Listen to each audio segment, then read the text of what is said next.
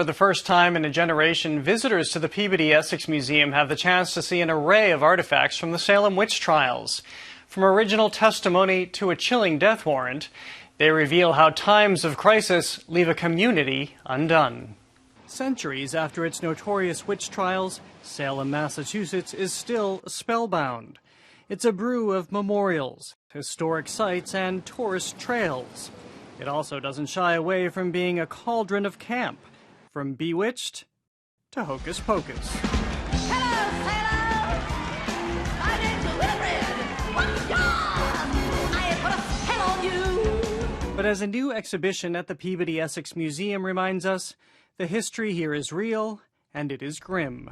The people involved in this crisis had fears and emotions just like we do, and that this was a harrowing experience for everybody involved. The show of fragile, rarely exhibited artifacts delivers us to 1692, when rapidly rising hysteria resulted in a torrent of accusations that brought down some 400 people in the Massachusetts Bay Colony and led to the deaths of 25.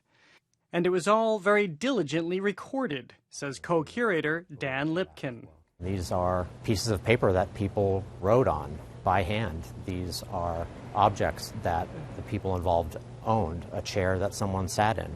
That helps us identify with the people that were involved in this crisis. That crisis emerged from a set of events that have a chilling resonance today. There was extreme weather. There were really dry summers, very cold winters.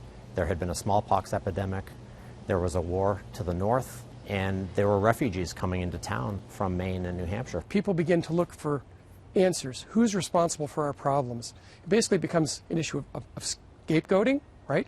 Rushing to judgment, looking for someone to blame for your problems. Historian Emerson Baker is the author of A Storm of Witchcraft. He says the blaming was easy.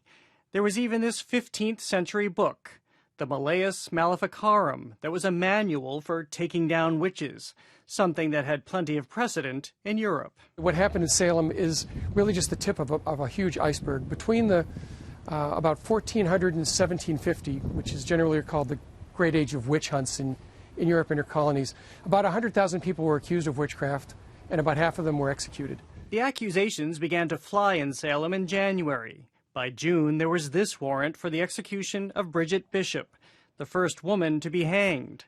She'd initially been acquitted for a lack of evidence. Witchcraft is a gendered crime. About 3/4 of the people accused in Salem and elsewhere across time are women.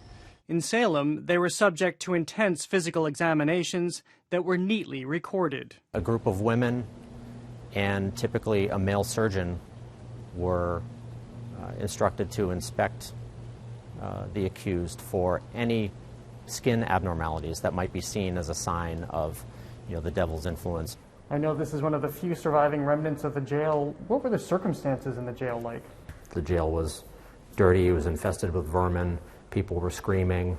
I think it was a pretty horrific place to be. The exhibition acquaints us with how Salem's villagers lived ordinary lives.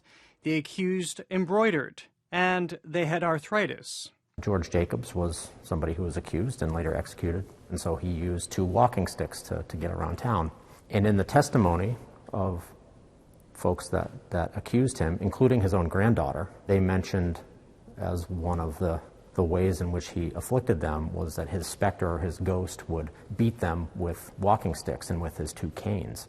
By the spring of 1693, the hysteria faded. Villagers began to stand up for their neighbors, and the community collectively realized it had gone too far.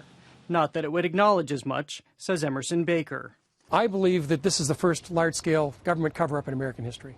When Governor Phipps ends the trials, he also issues a publication ban. And he basically says, it really wouldn't do to have a lot of talk about this. And we have the one book here we want. We have Cotton Mather, who's really the apologist for the government, who's written this perfect book describing how no innocent lives were lost and we did everything right.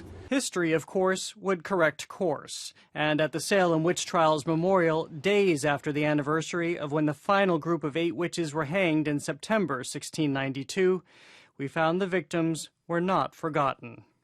How much does it strike you that people are still coming here placing flowers?